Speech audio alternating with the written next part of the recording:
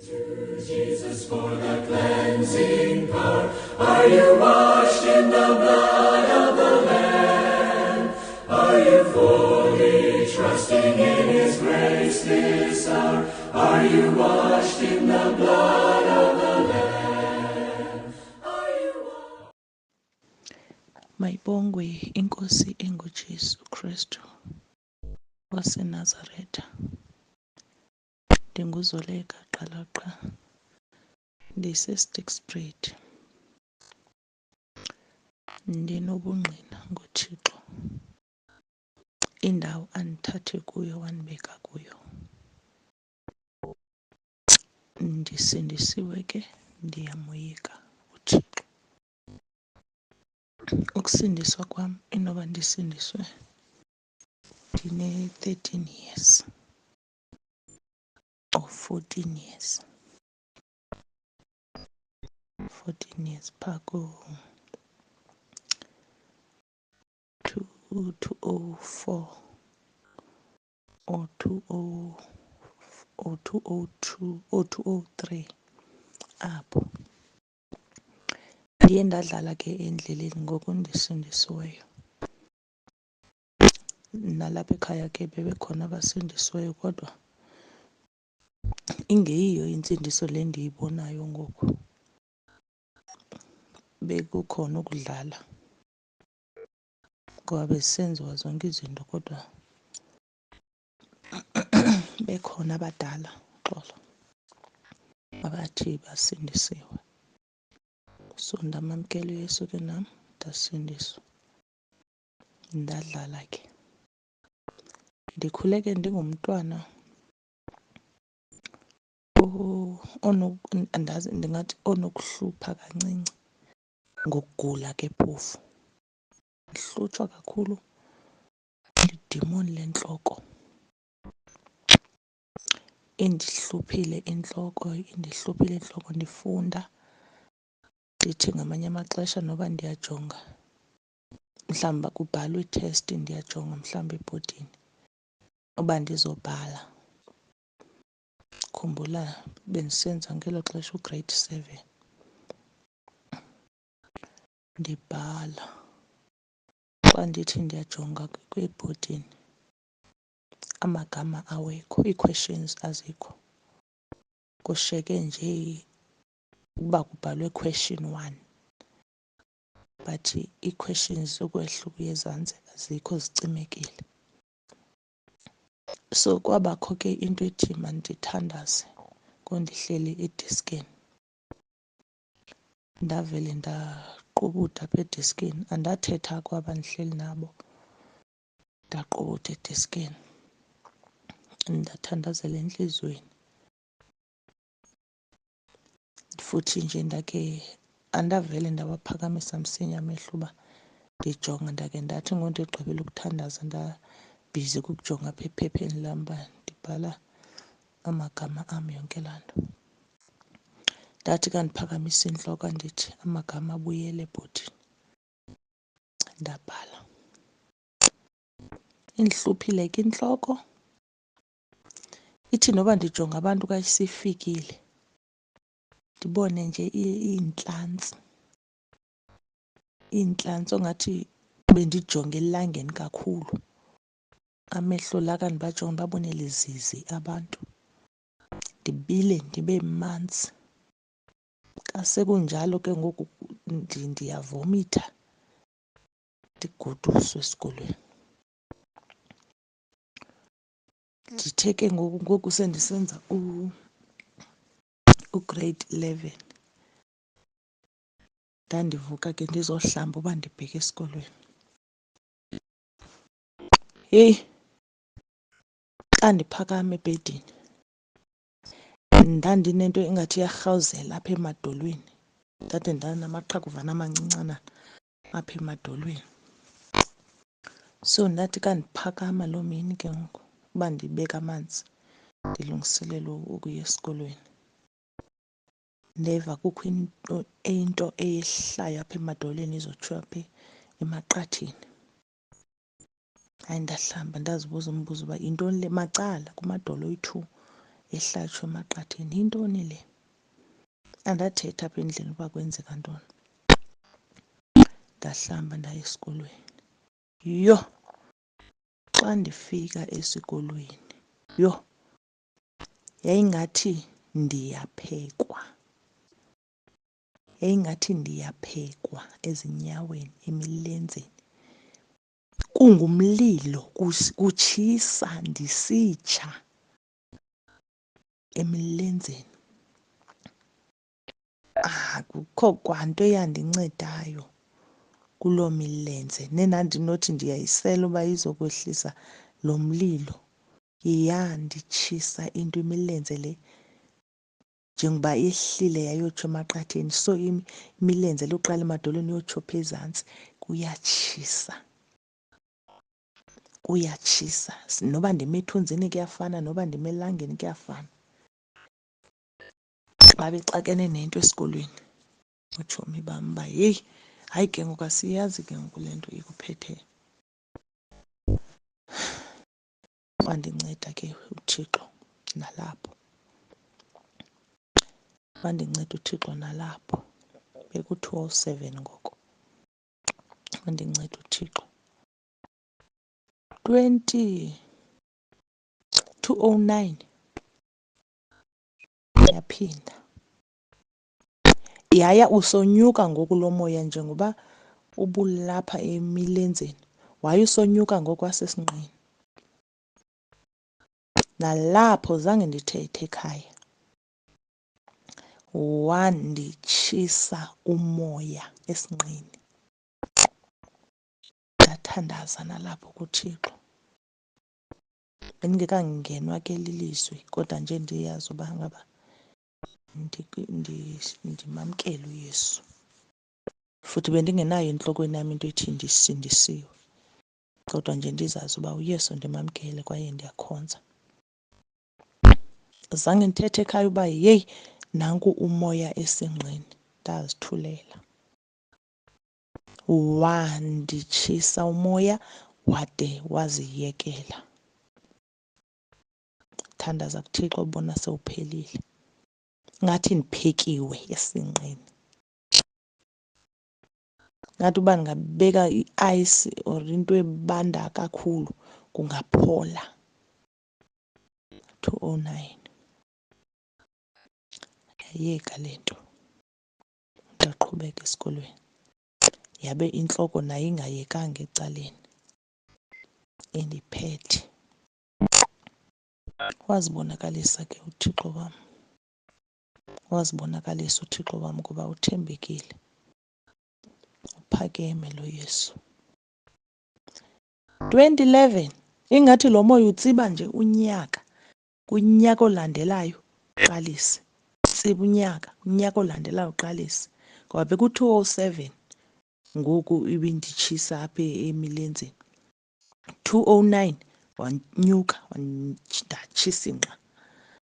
2011 I was entloko efokothweni. Nditshisa into ndihleli ke. Singabantwana sodwa endlini. Ndave ngathi ndandifakele ke apha entloko. Bendingumntu obeke efakela abantu ebarobhoza, nam bendikwazi ukuzirobhoza. Sogqiba ndizithungele loo nto ndifuna ukuyithunga entlokweni yam. So ndacela ke kuloo game umntana wasekhaya wandirobhoza. Ndatsho ndazithungela mna loo nto ndandizithungela yona entloko, ezefayibha ke. Athi ndihleli ndava into engathi iyahamba. Ndizenze namhlanje, ngakusasa. Ndava into engathi iyahamba apha efokothweni. Xa ndiyiva le nto ndingathi ibingathi yinto esisigcawu ehambayo apha efokothweni. Yaqala kanjalo ke apha entloko ukuze itshise. Ndaqala ndava le nto ihambayo. Ndamcela lo mntana wasekhaya uba makazotyhila apha entloko. Ajonge uba yintoni le ndihambayo apha kuba andikwazi ukuyibamba. Hayi, wathi akukho nto. Emveni koko, yho! Hayi, yavutha intloko, ndatsha. ndatsha entloko. Ndaphakama ndaya ekhitshini, ndakha amanzi ngepayinti, ndagalela entloko. Ndava ingathi ndiphole kamandana apha entloko. Ndava ingathi apha entloko kuphole kamandi. Heyi, Nkosi yam, yintoni le yenzekayo kum? Hayi, ndamane ndimcela uThixo kuba bendingamdanga apha ekuthandazeni. Nje ibifika nje loo nto ndithandaze, kodwa bese ndiyazi into yokuthi andikwazi ukulala ndingathandazanga. Nje kodwa bendingengomntu othandaza ngolo hlobo. Umcela uThixo nalapho, ndamcela uThixo nalapho. Hayi ke yanyamezela ke le yentloko yona, litshisa entloko. Ayafana nale ekhawuleze yaphela, mhlawumbi ingekapheli nenyanga yabe iphelile ndingasayiva, okanye iiveki mhlawumbi zantathu kuba ke binditya yaphela. Le yentloko ke ngoku yona ithatha iminyaka, iku-2011 ukundiqala kwayo. Yanditshisa intloko, yanditshisa intloko, imane ingathi iyekile, phinde kwezinye iinyanga ifuna uvuka itsho. Yanditshisa intloko. Ndade ke ngoku ndathathwa ke ngoku ngenxa yale ntloko, ndafumana i-learnership 2012 yakwaNARSEC. Ndaqonda ke ngoku hayi, ngoku ndizazihambisa ngokwam kuba apha ekhaya ingathi bathule, abade batsho uba mhlawumbi likhona igqirha abalaziyo uba ndisekulo, ingathi kuthule. So ndandinalaa nto uba heyi, aba bantu kutheni ingathi abahoyanga nje, ungade okanye kude kufe umntu endlini kanti bebenochaza uba ndingasiwa kweyiphi indawo. Tontoni, hayi bazithulela futhi. So ndithe xa ndibuye ke kwaNARSEC kuloo 6 months esasithathiwe, hayi ndazicelela ngoku uba mandisiwe ngoku egqirheni. Uqala kwam ke ngoku ukuhamba amagqirha, thiwe mandisiwe egqirheni. Ndasiwa egqirheni. Kuqala ndiqale ndasiwa kumntu ongathi ngumprofeti, usebenzisa amanzi uneentambo. Wathi xa ke ndithandazela, wathi kunesilwane esilala ezingubeni zam. Ndithi ndingena mna ndilala, sibe sona sesilele. Eyi, Nkosi yam, ndahambiswa ke, ayasebenza leyo. Till ke ndade ndaqonda angekhe, mandisiwe ngoku ngqo egqirheni. Heyi, ndasiwa egqirheni. Heyi, lathetha igqirha uba kunenja eyalahlekayo ekhaya. Ngoku emkhathini iyasetyenziswa, kuthunyelwa yona uba mayizolanda mna.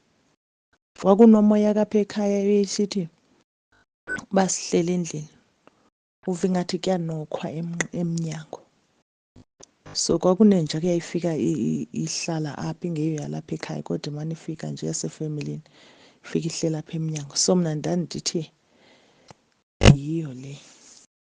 Ithe laa mama kunale nja ke isuba izolanda mna, njengoba isenza laa nto apha emnyango funeka ndiyovula, then ke ngoku ndiyodibana naloo nto inkulu ndimke ke ngoku. Hayi, nalapha ndancedakala.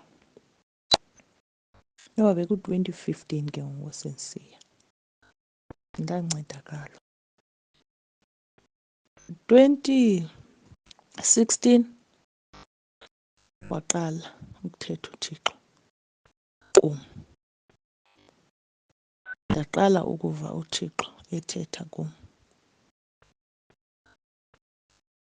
Like ukumamela, kuba beziba khona izinto ezithethekayo kodwa bendingahoyanga, bendingayiqondi ncam uba inoba le nto ithini. Ndaqala ke ngoku 2016. Wathi uThixo kum, bendingumntu ke ebesithi ngelakhe usela xa kungooDisemba kanje, ngePasika nangooDisemba ke ndizahamba neetshomi ke ndisele. Bendingumntu onjalo, bendingengomntu osela oko.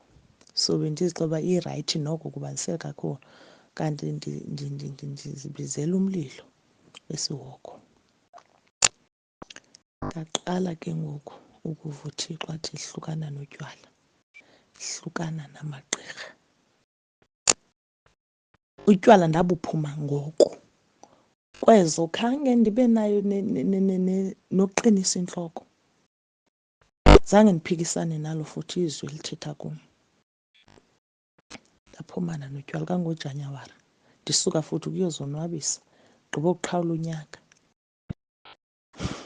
Phumana namagqirha notywala, ndabe ndohlukene notywala namagqirha ukuya emagqirheni. 2016 intloko yabe yona isekhona. Khumbula kwenye igame ndandikwi-queue eShoprite. Yayisengoku ka iqala le ntloko, iqala apha emqaleni ukunyuka kuzentloko. Vele kunyuka ubushushu nje, ndandishushu neendlebe ezi, unyuke nje ubushushu ngathi ndizawuba dizi ndiwe. So ndathi ka ndijonga imali, ndijongene nelikhwa nje apha, ngathi ndiyongena khona. Ndiyayazi kaloku phaya kukhona ezi friji zaphaya, kukhona kube kunotywala phaya. Uyakwazi ungena ka uyothatha utywala phaa.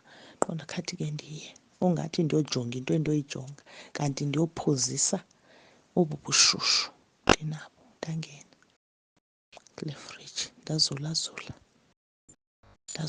kodwa ndava ndiyagodula ngoku efrijini, ndaphuma. Idimoni le ntloko ebelinditshutshisa. Ndaqala ke ngoku ukuvuleka amehlo ke ngoku, ndimthandaza uThixo ke ngoku, ndimcela.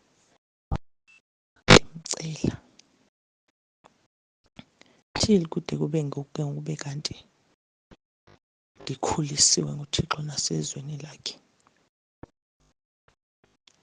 Asweleka ke ngoku umakhulu kuba besesihlala nomakhulu. Asweleka 2018 umakhulu. Sashiyeka ke ngosisodwa.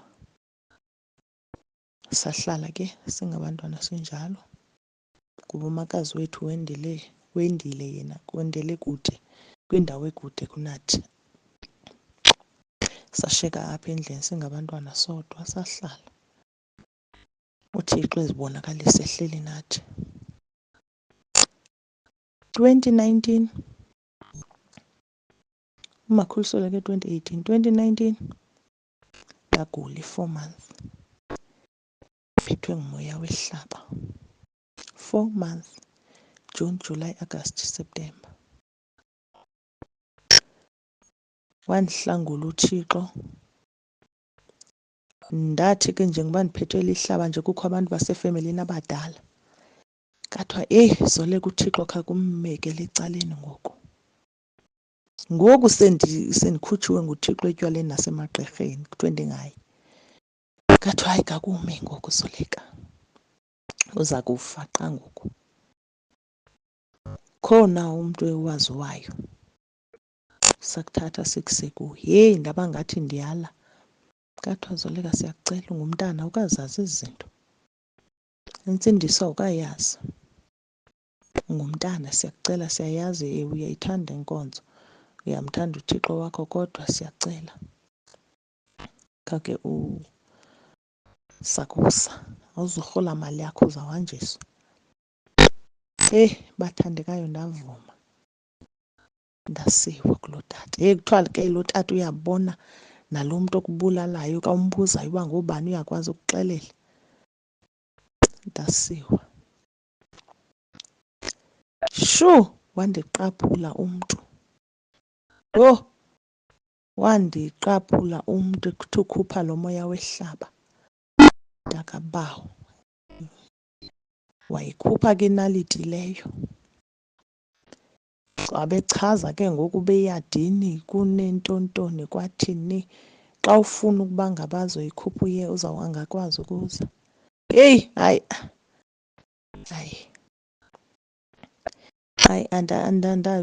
andazange andavuya kuba ndandiyazi into ukuthi ndenze into erongo kwale ube ndixelele uba ngaba ndiphume apha. Kodwa ngondoyiswe ngamazwi abantu ndaphinda ndaza apha. Khupha ke utata lowo wenza iyeza wathi ze ndilisele liyeza kaliphelayo uba likaphela ihlaba ndibuye. Hayi ndavuma. Sahamba sabuya endlini. Andifika apha endlini hayi ke ndilisele. Sendithathiwe ngonihlala efemelini kaloku kuba ngoku ihlaba liyanditsho. Ngapha ndinesana. Ecaleni ndibe nesana ndisindisiwe. Ndibe nesana ndisindisiwe. Ndamona uThixo. Ngapha ndinesana ndikwazi ukuhlamba umntana. Uba ndithatha. Ndayisela le mbiza abathandekayo. Ndizama nje ukuvelisa into yokuthi akukho ukuphila emagqirheni kukufa qha. Kukufa kodwa. Nosakho sengawo umntwana kaThixo makaphume. NguThixo yedwa unamandla okusisindisa. Ndayisela bangcwele le mbiza. Ayandenza nto tu. Ahlala ihlaba. Kanyanzeleka ngondifowunele lo mntu ebeke ndisile uba eyi alikapheli eli hlaba nali lisandiphethe. Hayi umntu wathi usalungisa imoto yakhe uba esayilungisa namhlanje njengoba ndithetha ngoku. Wathi ndisalungisa imoto.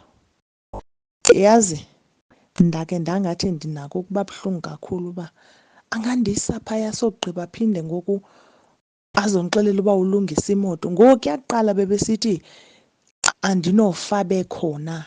Then naku alikapheli ihlaba ngoku kodwa ngoku uthi ulungisa imoto. Ndiza kuthini? Kanti licebo likaThixo lokuba yeyi Zoleka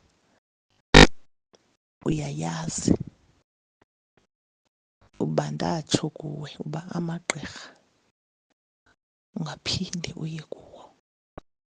Ndaqala bathandekayo zabuya ingqondo.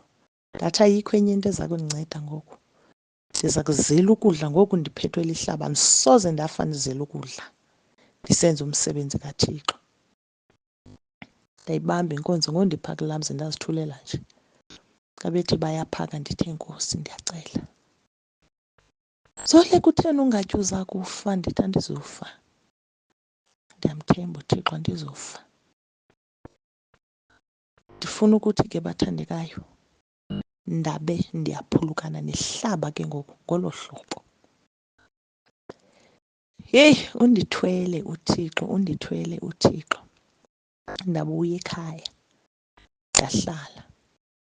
Waphela unyaka. 2020 February ndinabantwana ababini. Ndibe nabo lo omdala bendingekangenwa lizwi kodwa sendisindisiwe. Lo omncincanana ngoku uThixo sekethethile kumntu ukuthi mandiphume etywaleni namagqirha wathini. Kodwa ndakhetha ukudlala ndaphinda ndanalo mncinci nabantwana ababini. Lo mdala ebene-10 years ngoka-2010 bene-10 years 2020. February wophuka kwathiwa uwe emthini omkhulu ebehlala kumakazi wam engahlali nam. Khuliswe nguye. Athiwa uwe emthini omkhulu. Uphukile. Uphuke ingalo. Heyi wabalekiselwa esibhedlela ke. Ndafika nam ndambona afika uphukile. Xa ke ibalisa umakazi wam abesithi heyi lo mthi mkhulu kakhulu lo awe kuwo. Ebenokophuka nesinqa. Ude utsho naye kake seyicacisa uthi wayecinga uba wophuke isinqa kuba wabetheka ngaso ingalo akayazi uba kwenzekeni ngayo. Uthi ke ngoku yena waba newari yento ukuthi kungabi kanti wophuka i-spinal cord. kanti uphuke nje ingalo. Ndiyambonga uThixo kakhulu ngokundikhusela nabantwana bam. Yayiyeka ke indaba yengalo, wafakwa isamenti. Xa sengoku eyoyikhulula kathiwa ingalo imilele endaweni erongo. Kwakuzawunyanzeleka ke ngoku ndimse esibhedlele ke ngoku eKomani kuyolungiswa le ngalo. Caba ke ngoku leli xesha lecorona. Athi ka sesiyile eKomani sajikiswa kathiwa makathunyelwe eMonti. Sesi sibhedlele sethu makathunyelwe eMonti. Then sabuya. Kakethunyelwa ke ebhukhelwa eMonti eFree. Kathiwa makeze ngo-October. After 6 months noba iCOVID le izawube isakile ngoba badila ne-emergency, noko yena kukuba nje uba eyolungiswa ingalo. So hayi ke kwathuleka, savuma ke ndingumntu ozamphendisa ngo-October. Xolo. Ngo-Agasti, since izikolo bezivaliwe mos kusuka kuMeyi, June, July, ngo-Agasti kazivulwa izikolo. Le mini kanye zivulwa ngayo izikolo nge-25 uba ziza kuvulwa. Zazawuvulwa ngakusasa, andisakhumbuli kakuhle kodwa kwakungoLwesibini iday yakhona. Heyi, kwakunomoyana ke. Ndavuka ndamkhapha umntwana wam, bephinda kamakazi wam. Phambi koba ndivuke ke ebusuku uba silele ndizawuvuka ngakusasa ndimkhaphe, uThixo watyhila ke. Kwatyhileka iinto ezintle, kwatyhileka nokubi. Ndaxakwa ke ngoku into yokuthi inoba uThixo ufuna ukuthini kum. Andiyiva le nto ayithethayo. Inoba ufuna ukuthini kum. Ndavuka kwakobo busuku ndamcela uThixo, ndathi ndicela le nkonzo ye-fasting, ndiyayicela kwenzela uzokundityhilela kakuhle into yokuthi uthini kakuhle andiyiva ngoku.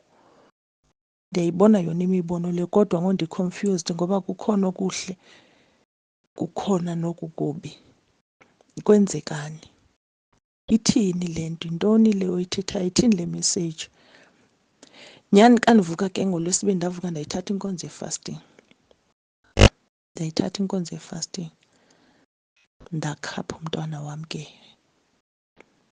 Fika etawuni, ukumkhapha kwam ke bathandekayo, ndafaka nje imali kwijakhethi endandiyinxibile. So iphesi, ii-files apho ndifake khona ii-qualifications zam, ii-documents zam, ndashiya nesipaji. Esipajini ndinayo nelayisensi ne-ID, yonke laa nto ndashiya. Ndaphatha nje imali qha nefowuni. Ndahamba ndabheka etawuni ndamkhapha umntwana. Xa ndibuya daylight, 2:30 emini, daylight. Ka ndibuyayo uba ndisehla emotweni ndiyabona ebumelwaneni bayakhala. Nje bakhala bebaleka uba besiza ngapha ngasekhaya. Inoba kwenzeka ntoni ngasekhaya? Ndihlala nomntwana mos ongumfana ebenoma-18 years ngoko. Ndithi inoba lo mntwana sekhaya uyalwa, kuba iyacaca uba i-serious le nto bayikhalelayo aba bantu. Qonde ndingxamele ukuzofika, ndasengathi ndiqine iinyawo. Ndabaleka uba ndizama ukubaleka because bayabaleka intombi nomama wakhe. Bayabaleka uba besiza ngapha ngasekhaya. Bathandekayo, ndathi ekhaya mos kusezantsi kweqaqa. Ndathi xa ndisehla, xa ndivele apha edwaleni kweli qaqa, ndabona ekhaya kuyatsha.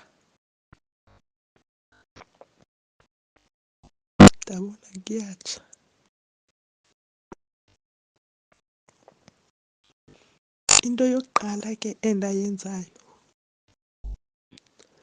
ndawa ngamadolo. Yabe inhliziyo yona ihlephukile. Ndawa ngamadolo. Ndathi ndiyabonga Nkosi, ngoba zonke izinto ziqala esandleni sakho. Ubukwazi okuzokwenzeka namhlanje. Le nto ubundityhilela yona ndingayazi uba ithini. Ubukwazi okuzokwenzeka namhlanje, kodwa ndiyabulela ngokundibonisa into yokuthi noba kungasa namhlanje kumnyama kum, kodwa ze ndazi into yokuthi wena kukukhanya kum. Ndiyabulela kakhulu ngokuba kukukhanya empilweni yam.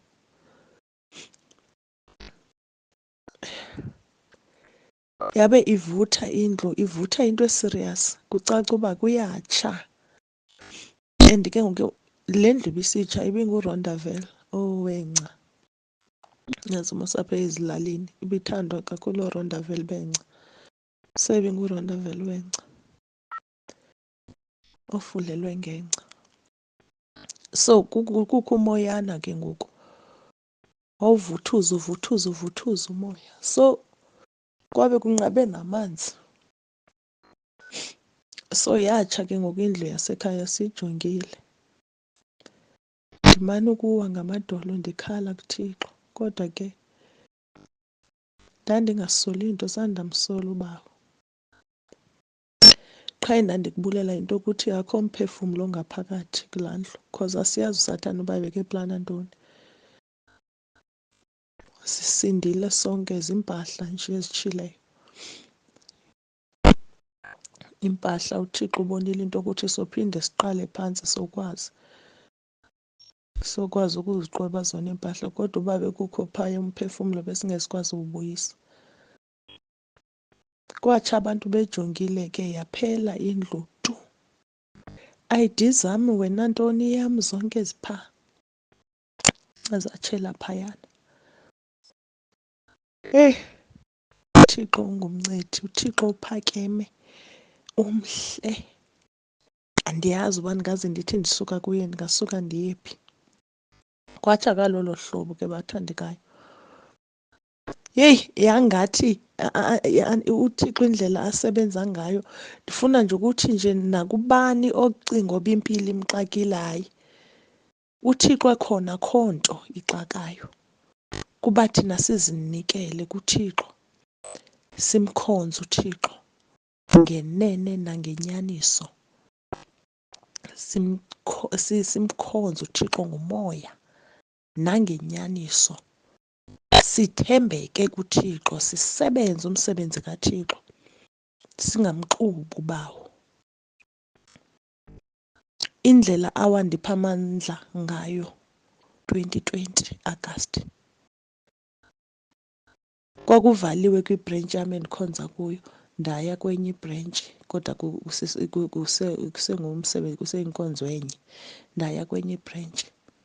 Ikude kunam, kodwa ndandisiya phakathi evekini, ndisiya Sunday, ndisiya phakathi evekini Sunday. Ngoku utshileyo wandipha amandla uThixo endingawazi uba kandijonga ngokuba amandla angaka ndandinawo. Akamlahli umntu wakhe uThixo, futhi akawadli amandla womntu. Kusitsha nje ke besendiyekile nokudla inyama exhelelwa abaphantsi. uThixo bekesendikhuphile kuyo tu.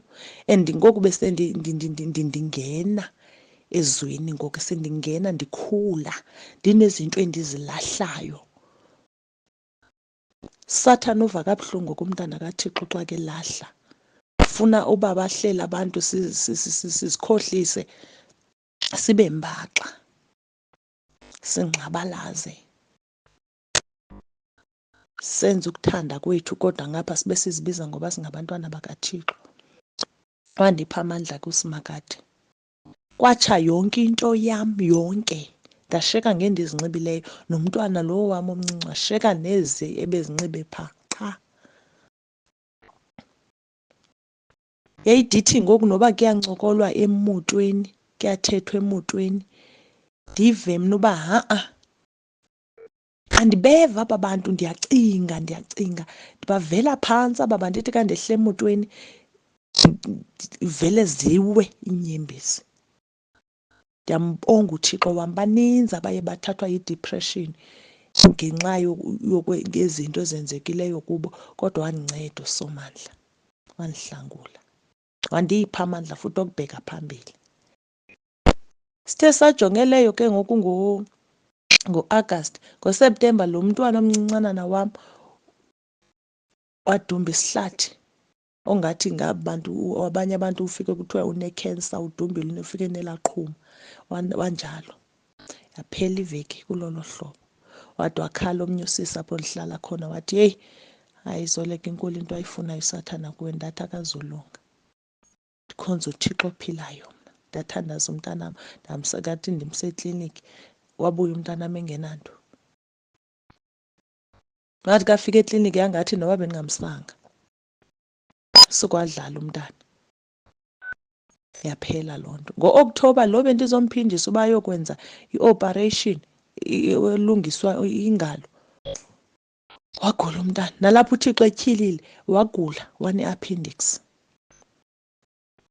Ndathi ndithetha kweli hleli naye apha, ndathi le message uThixo ayithetha ikhona into uSathane azama ukuyiplana. Ndathandaza inoba ithini le nto. Wavela umntana, wagula. Wagula iveki yonke, kanti uphethwe yi-appendix. Yathi ndamcela kumakazi wam uba ndicela umbuyise umntanam azofela kum. Wabuya umntana. Eyi bathandekayo, ndicela ukuyilandelisa lena. Wabuya umntwana. Xa ke buyayo ndayomlanda engasakwazi ukuhamba, ndomlanda endleleni engakwazi ukuhamba umntana, ndandimpepekile. Ndaya kubantwana bakaThixo esikhonza sonke, ndafika ndathi nanku umntwana. Sathandaza nabantwana bakaThixo, ndathatha umntwana wam ndampepeka uba ndibuye ekhaya. Sakhwela imoto sabuya endlini. Kandifika endlini ndafika usista lona ekhona lo bendihlala kokwabo. Wathi Zolo kuzawulunga nokulala nomntwana uwedwa. Ndathi mna ndiza kulunga sisi, akaguli kakhulu. Waba umntana engakwazi ukuhamba, engasayi nangasese, akachami, akayi, menze unumber 2 iveki yonke. KuFriday le mini ndimthathe ngayo, qale Saturday kwiveki ephelile. Sezogqiba iveki ngoku. Hayi, sasalala. Ngabo-9 into ebengayenzi kamakazi ebelala agule nje ekuseni angakwazi ukuya esikolweni. Apha kumzange aqalise kwakulala. Ngabo-9 umntana wagula. Akho nto wayengakhali ngayo ke. Athi nantsi into iyamenyuka, kubuhlungu uphinde ibamba apho ndithandaze, kubuhlungu uphinde ibamba apho ndithandaze. Wazothi nantsi into imenyuka apha esifubeni. Ndabeka isandla sam ndimcela uThixo wam, ndimthandaza uThixo, ndikhala kuye, ndinomntwana qha ndimnaye, kungekho mntu mdala. Ndamcela uThixo wam, ndibamba phakathi kobuhlungu khona, mcela uThixo wam. Waphendula uSimakade, ngoba nguThixo ophendulayo, unguThixo ovayo ongalaliyo lo. Uthe uba siligcine ilizwi lakhe sahlala emthethweni wakhe wokusikelela, sikelele nesiqhamo sesizalo sethu.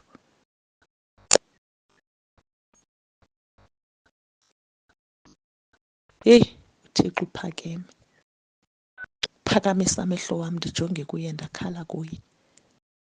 Kanti njengoba esithi kunento eminyukayo apha esifubeni, uyavaleka yena. Wathi kum, hayi mama, ngoku kwanele. Wathi bhabhayi umntanam, waphakamisa isandla wathi, hayi mama, kwanele, bhabhayi.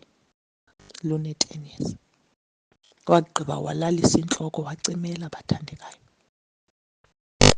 Wayisusa uSimakade into yokuthi ndithi kanti ndimjonga ndithi nyhani uswelekile. Ha-a, wayisusa zange ndibe nayo into ethi uswelekile. Qha mne ndakuphendulayo kuye xa kethetha loo mazwi sithi hayi ngoku ubhabhayi kwanele walala, ndathi mna kandiphendulayo ndathi chuma, ayikabi ngubhabhayi lo, useza kuphila.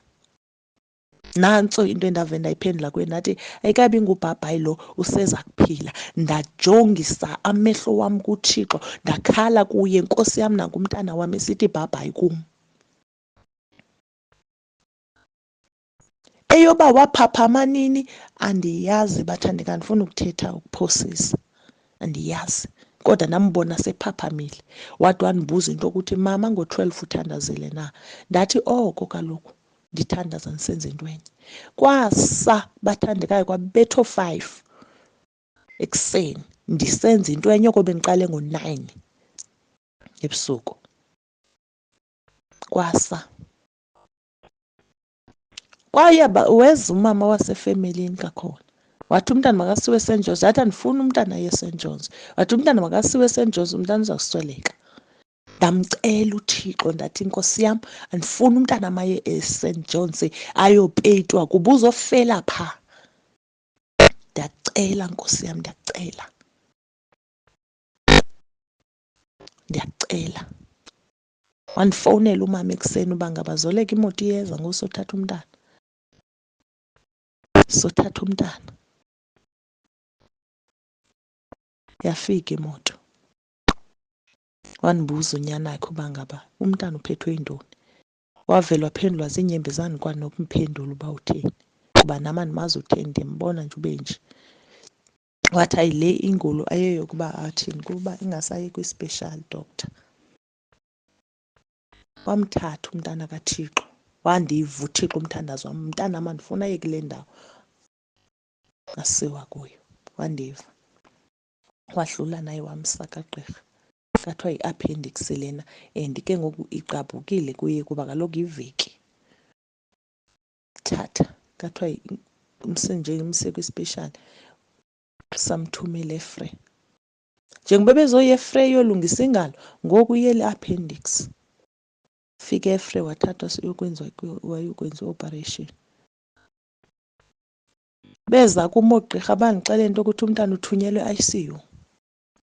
Imeko yakhe imbi kakhulu. Ndathi sendirhalela ukulila kakuthiwa uthunyelwe e-ICU. Kuba yathi kandifowunela umfundisi lona uba umntana ngoku kuthiwa uthunyelwe e-ICU, wathi umfundisi sithandazile dade, sigqibile futhi uThixo usivile ngokuba masikele uThixo enze umsebenzi wakhe. Ndathi sendirhalela ukulila ndathi andizokhapha umntanam ngeenyembezi ngathi uswelekile, akaswelekanga, kuba mandithandaze qha ngoku alikho ixesha lokulila. Thatha umntana wasiwe e-ICU, ndihamba mna ndayolala kwenye iwadi. Ndafika ndathandaza phaya ngo-12 ebusuku. Ekuseni ndathi xa ndifika mna uba sojonga abantwana, ndilaliswe nabane-premature, kabe bayavuka ngo-6 bojonga abantwana. Ndathi xa sivuka ngo-6 siyojonga abantwana e-ICU, bathandekayo, ndafika umntanam ehleli ingulachuma ndimaziyo, engaxhakazeli yimitshini. Kathiwa ayikho into ebeke ifune e-ICU lo mntana. Yonke njengoba apha bekuthiwe ne-high blood izonyukile kuyiloo nto, kathiwa izinto zakhe zifike nje zanormal xa kefika e-ICU. Njengangoku uyaphuma kumele aye ewodini, akho nto emfuna e-ICU. Ndiyambonga uThixo kakhulu bangcwele. Obu bungqina ndenzela nobani, nabani. Oku le meko nonothi adibane neemeko ezinje, beka uThixo phambili, suke ezintweni, ungamxubi. Umcele uThixo, ungamxubi. Nanamhlanje ndisahleli nabantwana bam. Ndiyambonga uThixo kakhulu, ndisathi usemhle, ndisathi uthembekile. Andikamboni ofana naye, andikamboni onjengaye, ndinqula igama lakhe. Andiqubudi kwezinye ii-altare, ndiqubuda kweyakhe.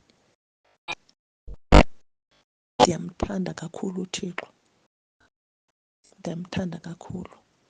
Kobo bungqina ngenzela nobani othi adibane nento enje uzuyazi into ukuthi uThixo ukhona. Uyabona umthembe futhi uqhubeke ubheke phambili, simkhonza uThixo isimo singavumi, simkhonze sivuma. Ndiyabulela kakhulu, ndiyabonga kakhulu. Inkosi uYesu isigcine ezweni layo. Amen. Kuthe ke bathandekayo, phambi koba kutshe le ndlu kuke kwafika ke umoya kum kusithiwa mandamkele ubugqirha. Kusithiwa mandamkele ubugqirha. Kuthe komnye umbono ngelinye ilanga ndaba nombono kukhona aba mama bebathathu besithi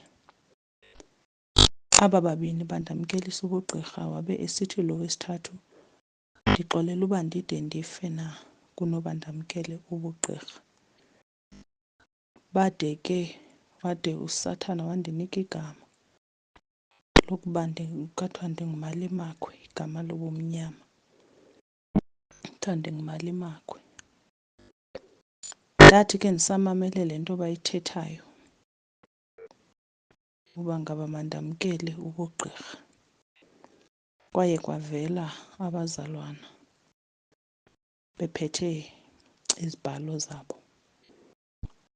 Ndaye ke ndaphosa amehlo wam ndajonga phaa kubo, ndafika bemile abazange bathethe, babephethe izibhalo zabo. Njengoba bephethe izibhalo zabo ke ndathi ka ndibajonga mna ndajonga nakwaba bame phambi kwam bandamkelisa, bafuna uba ndamkele ubugqirha. Ndababuza aba bame apha phambi kwam uba ngaba into kaThixo yakhe yadibana na nobugqirha. Bathi ke bona ka bendiphendula iyadibana. Emveni koba bethe iyadibana, ndavele nje ndavukelwa nje ngumoya, andiyazi uba ndingawubeka kanjani, kodwa ndaba ngathi ndiyagquma okwengonyama. Bavutheleka, andabazi noba bawe kweyiphi indawo, kodwa bavutheleka bathi shwaka ecaleni kwam, ndabe ndiyaphaphama. Kukudala ke imane ivela le mibono yobugqirha, ndiphikisana nayo. Wade ke ngoku uSathana elinye ilanga kwavela nje izwi elithi prepare yourself. Yavela kum iyinto edibene nobu bugqirha. So since ndingafuni ukubamkela, so mandizilungiselele ke, ndizilungise, because yavele nje yathi prepare yourself. Emveni koba ke loo moya uthethe loo nto leyo, ke kavela ke ngoku izivunguvungu zokutsha nokugulelwa ngabantwana. Ndithe ke kusenjalo,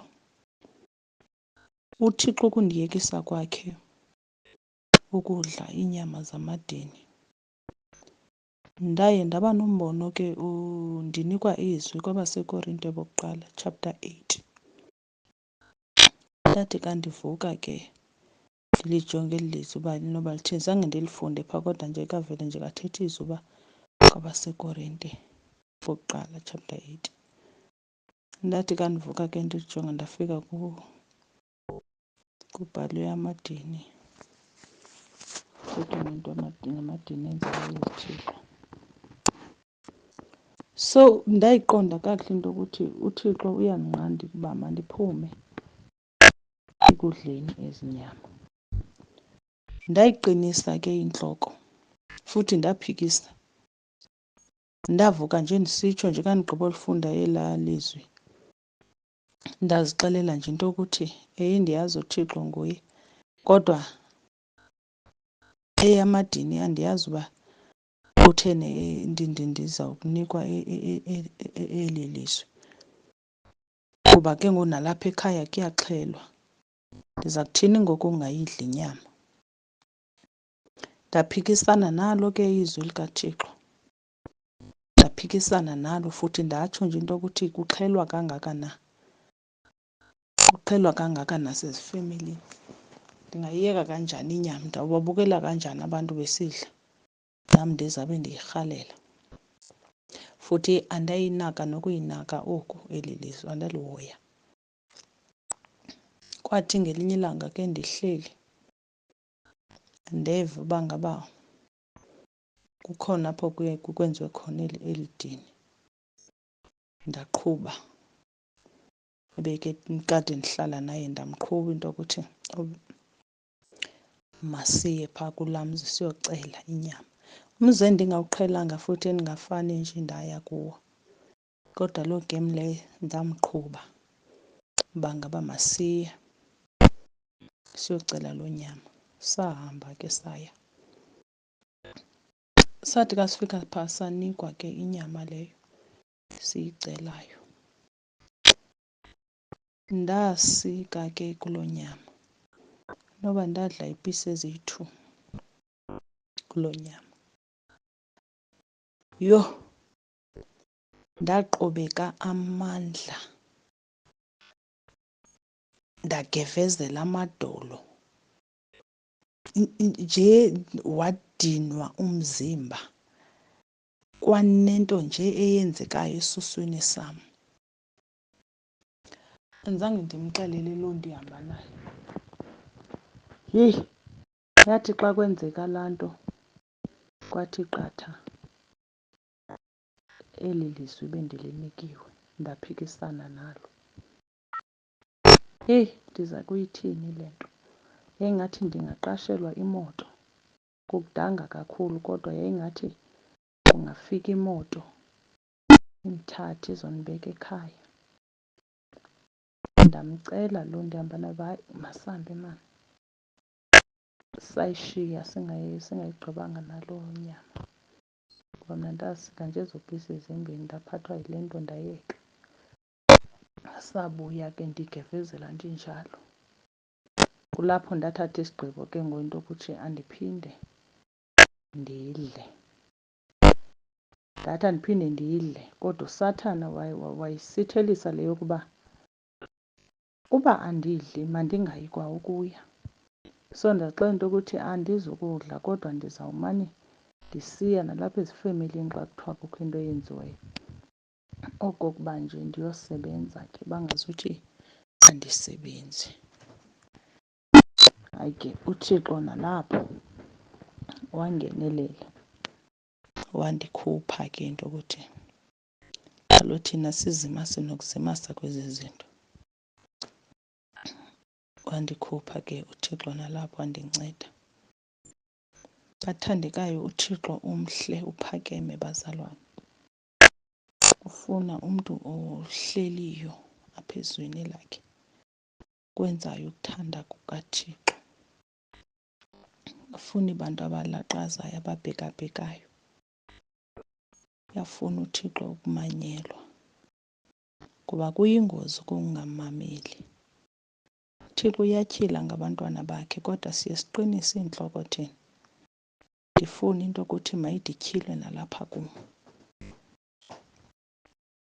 Kuthe ke ngoku kutshayo ke ngoku sekufikelele eli thuba loba makutshe nokutsha apha endlini, kutshe ezi documents zam. Kwavela umsebenzi esikolweni kwezi EAs nee-GAs 2021. Mna ke ngoku andithi bendingenazi-originals, zitshile izinto zam ndingekazenzi. Kodwa isimanga uThixo wandenzela sona. Ikhontrakthi yam ithathe i-9 months. Kodwa mna ndisebenze esikolweni ndisetifayelwa izinto zam ndingenazi-originals, ndisebenzisa iikhophi zodwa. Iikhophi ke ndazifumana ngokuba kwakukhona usista osebenza kwa-social development ebendine-CV yam ebihleli phaya kuye. So ndathi ke ukuze ndifumane ezi copies ke ngoku ndazifumana ngolo hlobo phaa kuye. Secinga ngoku uSathane ugqibile ngam kuba latshiza uba prepare yourself. Ndatsho ke ngoku wandifowunela usista ndazithatha kuye ndabe kanti ke ngoku ndi-aplaya ngezi copies. Bendingabuzwa ke ii-originals, bendivele nje kandiyosetifayelwa kuba ndandibhalelwe nencwadi ka-social development, i-referral letter. So bendivele ndiveze yona ke ngoku then bazifundele bona. Ndasetifayelwa ke ndade ndagqiba i-contract. Ndiyamthanda uThixo kakhulu ngoba walubonakalisa uthando lwakhe kum. Ngokuba wayewutyhilile umbono wazibonakalisa nyhani into yokuthi ukukukhanya kum. Akho bumnyama obungaze bundigubungele, ndibiyelwe nguye. Ndiyamthanda uThixo kakhulu. Ndiphangelile ke esikolweni yade yaphela ikhontrakthi. Xa kuphela ikhontrakthi ke bendingumntu owenza abantu iintloko. Ndinxiba nebhrukhwe, ndifakela kwanam. Ndandiyazi into yokuthi umntu ongumama akumelekanga ibe kanti uyayinxiba ibhrukhwe, kodwa bendifostela ngondisindisiweyo. Ndifosta. Hayi kwade kwafikelela ebhrukhweni into yokuthi hayi 2022 kwafikelela into yokuthi hayi noko ngoku kumele kube khona ukutshintsha uba ndiyafuna ukubonana noYesu. Kumele ndilahle izinto ezingafunekiyo. Ndandimthandaza ke uThixo kakhulu into yokuthi ndiyazi Nkosi yam akumelekanga ndiyinxibe ibhrukhwe ndincede, kuba mna bendingakwazi ukuzikhupha ngokukwam. Ndicela wena Thixo undikhuphe ngokwakho ezibhrukhweni. Nyhani ke uThixo uye wenza ke wandikhupha ke kuzo iibhrukhwe. Ndaqhubeka ke nokufakela abantu, nam ndifakela apha entlokweni yam. Kuthe ke ngelinye ilanga embonweni ndabona umama ke obengumphostile apha beshumayela kakhulu izwi likaThixo, futhi nje eyithetha inyaniso kaThixo engayifihli umntwana kaThixo. Wayethetha ngebhrukhwe, ethetha nobungozi bokufakelwa kweefayibha. Kuloo mbono ke wavela wayehleli umama lona nomnye umzalwane. Ndazibona apha embonweni mna ndiziqhaqha, ndandenze i-straight back. So ndazibona apha embonweni ndisikhulule esi-straight back, endijongile yena kodwa akazange athethe nto kodwa wayendijongile. So ndasikhulula ke esi straight back apha embonweni. So yathi ke ngoku ka sendibone loo mbono ke ndayiqinisa ke ngoku intloko. Ndaphetha nam ndiqhaqha ke ngoku apha entloko, kodwa ndingazange ndiqhaqhe like uba ndivuka ekuseni, kodwa ndazixelela nje into yokuthi le isentloko into ndiyayiqhaqha. Ngelo langa ebendiyiqhaqha ngalo ke ndazixelela into yokuthi angeke nje ndaphinde ndafakela entlokweni yam. Heyi Nkosi yam, waphinda uSathana Wandibamba kule ndaba yokufakela abantu ke ngoku. Ndithi mna andisafakeli ngoku, kodwa wandenza usathana into yokuthi mandibafake abantu, mandiqhubeke nokufakela abantu. Ndibafakele ke bathandekayo abantu, ndibafakele abantu mna ndibashumayeza apha ecaleni, ndibanika izwi likaThixo. Kodwa bendingayi kwinto edibene nobungozi bokufakela. Ndaqhubeka ndibafakela, ndimane ndibashumayeza. Mna ndicinga uba ndenze okulungileyo kuba ndimane ndibashumayeza. Kanti kwamna lo isandla esi sam ndiwaqhubela esihogweni, nam ndiziqhubela kwa esihogweni. Ndiziqhubela emlilweni, ndizibizela umlilo. Nkosi yam, ndiziphatha iinyoka ngezandla zam. Mna ndicinga uba ndibafakela iidabreds kanti ndibafakela iinyoka. Ndibafakele ke bathandekayo abantu. Njengoba sendiyekile ke ngoku ukufakela mna kwakhona waphinda wavela uThixo kum. Wavela uThixo kum evela ngomzalwana ke owayemtyile lo Thixo, esithi lo mzalwana, ndizise izinto kuwe ezithethwa nguThixo. Wathi kum, aba bantu ubafakelayo hayi bonke baze ngoba bezofakela ezi nwele. Abanye baze ngoba bezothatha amandla akho. Mna ke ndaba nalaa nto ethi uThixo undinika i-choice ubana ndiyayeka okanye andiyeki na. Kodwa ze ndiyazi into yokuthi uba ngaba andiyeki, ndim oziqhubela ekufeni. Uba ndiyayeka, ndizisa ekuphileni. So into yahlala kum ke ngoku uba ngaba ndithini, kuba kaloku uba uyangena umntu uzokwenza intloko, andizomazi ozothatha amandla am. Noba mna ndingabe ndithi ndiyathandaza kuba bendinayo into ethi uba umntu undifowunele wathi uzokwenza iinwele, bendiqala ndithandaze kuqala apha endlini.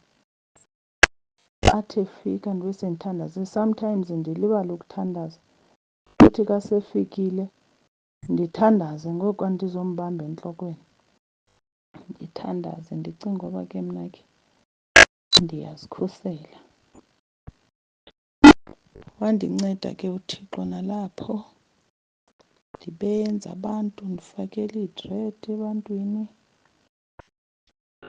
Ndifakela iidred ebantwini. Wandinceda uThixo. Wandinceda kakhulu uThixo bathandekayo. Bekunzima ukuphuma ebhrukhweni, kunzima ukuyeka ukufakela. Ndandide futhi ndingazipikitsharishi ndinxibe isiketi mna. Bendisinxiba isiketi ka ndibheka enkonzweni nasemngcwabeni neelokhwe ke. Kodwa ibhrukhwe ibiyeyona nto ibihamba phambili kum bendihleli ndiyinxiba. Ndandide ndithi ka ndizibona ndinxiba isiketi isebe ngathi ndingusisi omdala omdala omdala omdala, engathi nje akazithandi nje nokuzithanda oku, esebe ngathi ndivuxavuxa. Kodwa ke ndiyambulela uThixo uba ngaba wandenza ndamhle, ndangumzalwana onxiba ngendlela uThixo afuna uba makanxibe ngayo, oneziketi zakhe ezide. Nkosi yam, uThixo uphakeme. uThixo uphakeme futhi uthembekile. Heyi, ndamthandaza uThixo, ndamcela uThixo into yokuthi ewe bendiyazi into yokuthi le mali yaba bantu mna ngelam ibindinceda. Kuba bethi umntu afike mhlawumbi ndingena nombane, sekazokwenza loo nto ayenzayo ndibhatale ahambe. qonda iyandinceda nayo le mali. Ndiyavala ngapha ecaleni ezinye izinto ekumele ndizivale kuba ke ngoku andisebenzi ndihleli. Xa into ukuthi yeke noko ndiyazameka kanti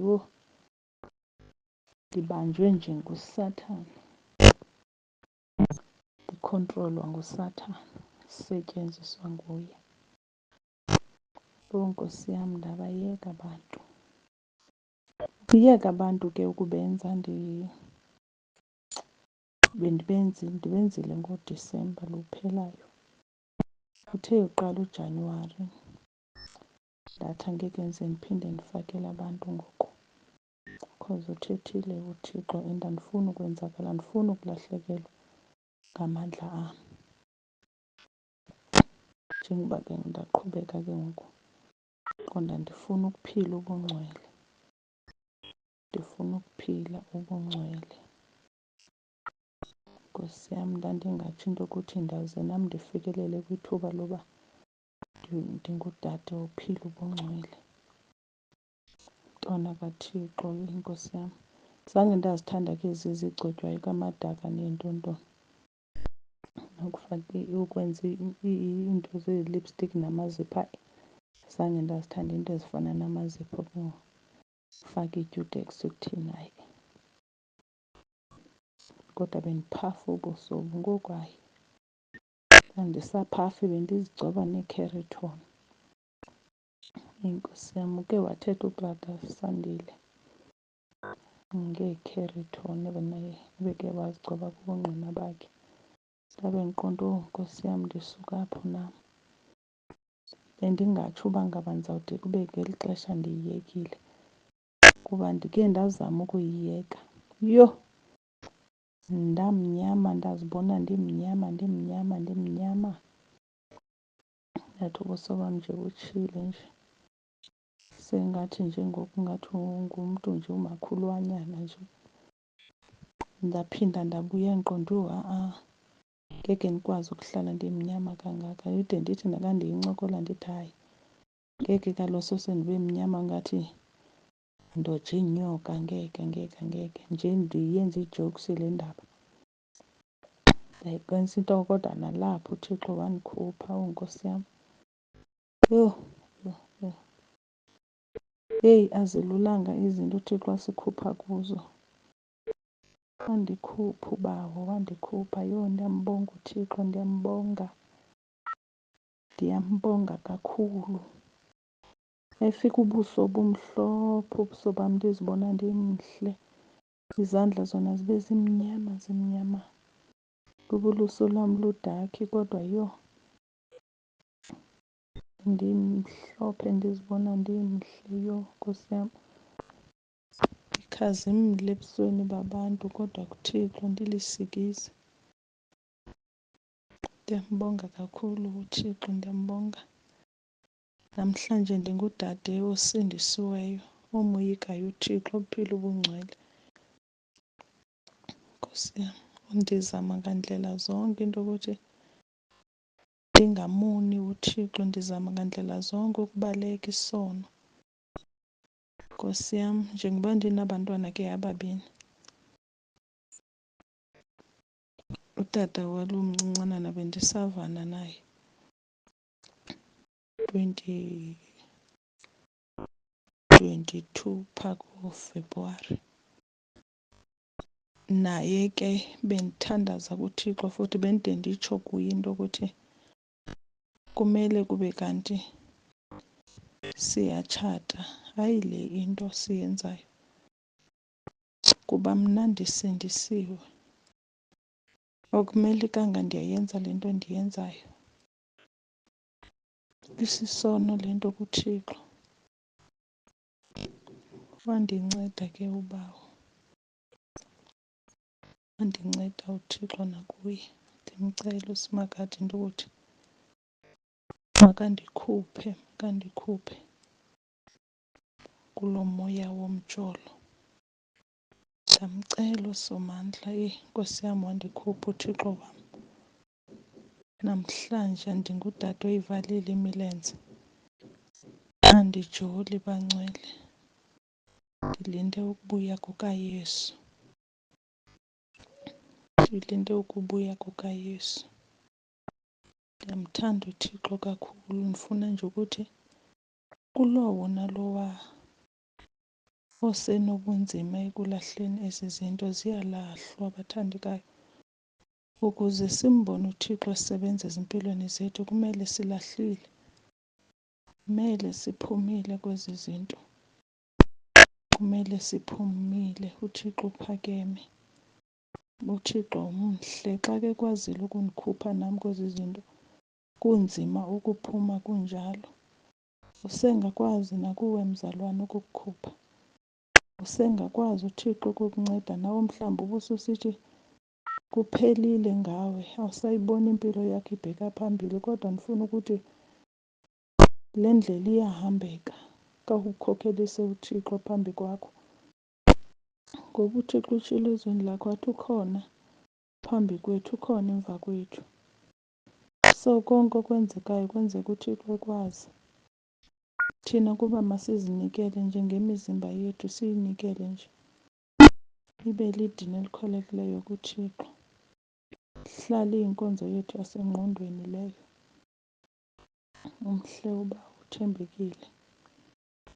Wasincamela uThixo unyana wakhe, esenzela into ukuthi singayotsha emlilweni. Ufuna ukuthi mntana kaThixo bambelela, ungayeki, ungayiphunculi. Bambelela, kuyahambeka kule ndlela. Ngosesinyathelo emeveni, ngoku seyingathi hayi akho nto eyenzekileyo.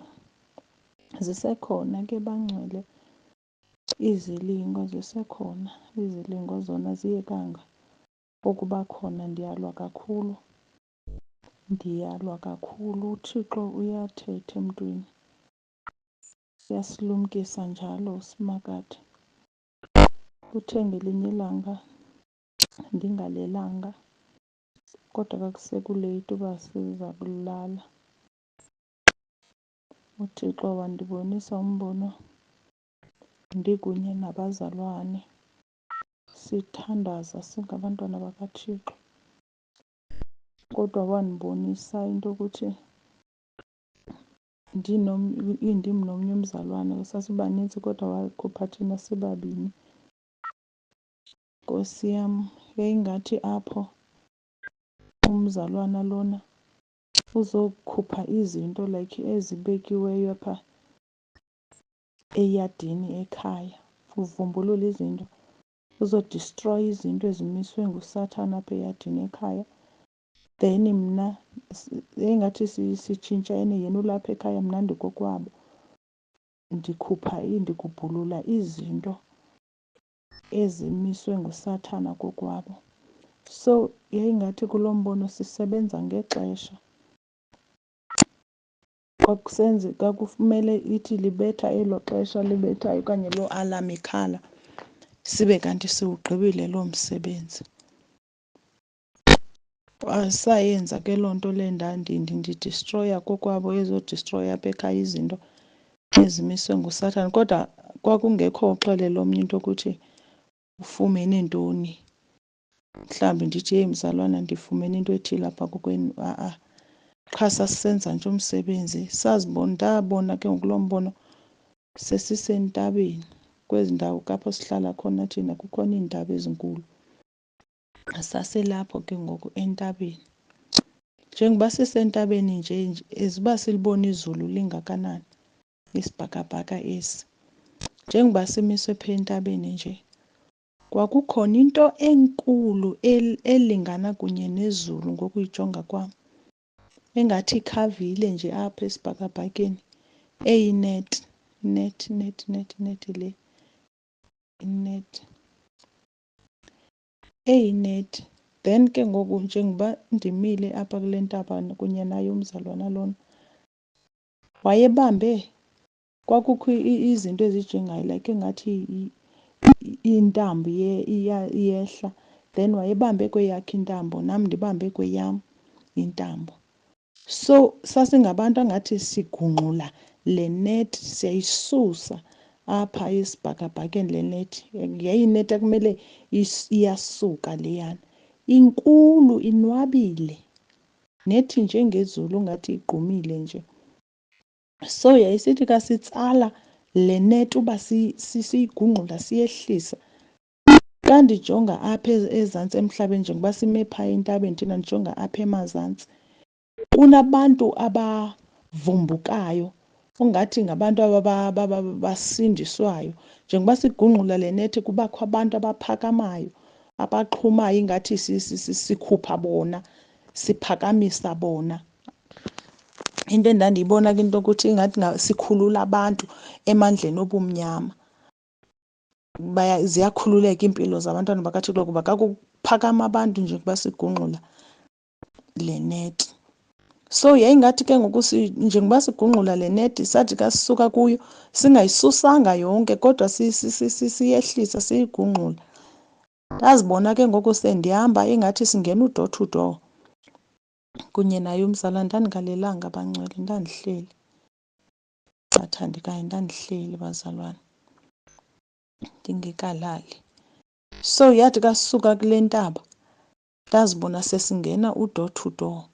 Kuloo door to door yayingathi singena sixelela abantu into yokuthi singathi sinikwa izinto, iimeseyiji zabantu uba ngaba wena kunje. And sasiyithetha imeseyiji njalo. Uba ngaba kenzanga kakuhle sasimnika imeseyiji yakho umntu into yokuthi uThixo akonelisekanga. Uba uthi uThixo akonelisekanga kuloo nto sasiyibeka injalo imeseyiji. Ndaba nombono ke ndikwenye indlu yomzalwane kuloo nto singena u-door to door. Ndathi kandifika kulo mzalwane ndihleli phezu kwebhedi, yayingathi ndinamaphiko apha emqolo. So naye wandijonga uba like emangalisiwe ngala maphiko ndinawo. Yayingathi ke ndiyathetha naye into yokuthi Ana, asumangaliswa kuba ndinamaphiko lana. Ndijonge isendim, ndim uZoleka, isendim ndijonge. Ingathi ndandiyomnika kwakukho isitulo esasimisiwe apho, isitulo esikhulu esimhlophe. So ndafika phaa kuye ndathi nasi isitulo uThixo akunike sona, afuna ubahlala kuso. Senditsho uThixo uthembekile ngoba utshilo ezweni lakwathi utyhila izinto ezingakhange zathi qatha ngqondweni nezingazange zaviwa ngandlebe. Uphakeme uThixo, kuyadingeka nje into yokuthi sihlaleni emthandazweni ukuze abantwana bakaThixo bakhululeke. Thina sesisindisiwe, masimeni enyanisweni kaThixo singabi mbaxa, ukuze nabangakasindiswa basindiswe ngenxa yokubona nehambo yethu entle. Bafunde kuthi sizenzele imizila iinyawo zethu, kwenzela nabalandelayo emva kwethu bafunde into yokuthi ubungcwele buyaphilwa, bebona nakuthi sibuphila ubungcwele. Ndiyalibonga kakhulu ke ithuba uThixo andinike lona lokuba ndithethe ke oku uThixo akubekile entliziyweni yam. Yanga uThixo ke anganinceda abantwana bakaThixo ngobu bungqina. Ndiyazi into yokuthi bakhona abazawukhululeka ngenxa yobu bungqina. Ndisemtsha ke bangcwele, ndisemtsha. Ndandizixelela ndisemtsha, ndandicinga uba intsindiso yeyomntu omdala. Hayi, ndandicinga ngoba iingxaki zifika emntwini omdala qha, kodwa zithe zakufika nakum ndayiqonda kakuhle into yokuthi iingxaki azikhethi mntwana, azikhethi mntu mdala. Kazifika iitshalenji ziyafika noba ungakanani na. Ndingumntu omtsha ke, ndifuna ukuyithetha leyo uba ndisemtsha. Umntu omtsha uyabuphila ubungcwele. Umntu omtsha uyasindiswa, aphile ubungcwele. Ndinguloo mntu umtsha ke nam ozincamileyo, ezincamela iNkosi uJesu Kristu waseNazaretha. Ndiyabulela kakhulu ke. Enkosi. Amen.